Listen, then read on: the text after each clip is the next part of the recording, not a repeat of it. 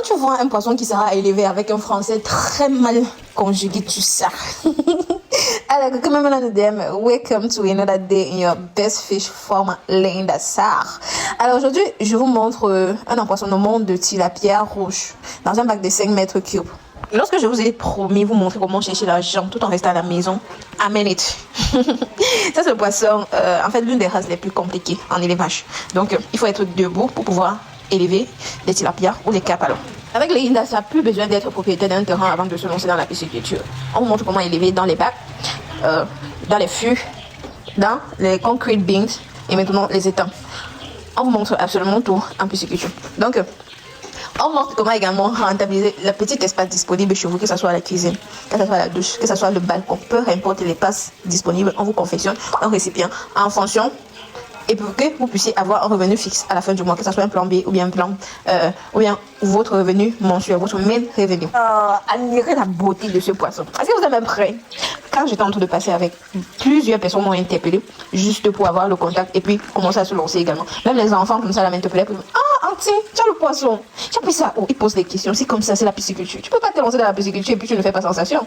Partout où tu passes avec le poisson vivant, il y a toujours les personnes intéressées. La pisciculture, c'est quelque chose qu'on ne se cache pas pour se lancer à l'intérieur. Ceux qui vont connaître que tu fais dans la pisciculture, automatiquement, ça va devenir tes clients numéro 1. Imaginez-vous que vous ne pouvez pas trouver une maison qui ne mange pas le poisson. Minimum 5 fois la semaine. Vous ne pouvez pas, peu importe le niveau de vie, le coût social et tout le reste. Ils ne préparent le poisson. Même les plus démunis, ils préparent le poisson chez eux. Donc, imaginez-vous un seul instant que vous êtes cette personne-là dans votre quartier qui peut fournir tous les habitants en poisson. Mais mon ami, vous êtes porteur, vous êtes peinard. Au lieu qu'ils partent encore au marché chercher le poisson tous les jours avec les embouteillages et tout ça, ils savent que non, il y a telle personne qui élève le poisson dans mon quartier. Je vais pas là-bas, je me ravitaille. Et de surcroît, le poisson vivant, que eux-mêmes ils peuvent tuer avant de manger. Mon ami, tu deviens un peinard. Tu deviens porteur. Tu deviens le haut-dougou de ton quartier. Rêvez à travers mon écran.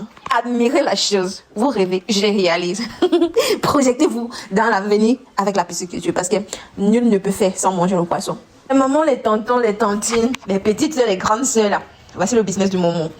Si vous êtes à la maison, vous ne faites rien et que la galère frappe à votre porte, vous voulez changer le cours de l'histoire. C'est la pisciculture. Le business, no stress. On ne travaille pas beaucoup.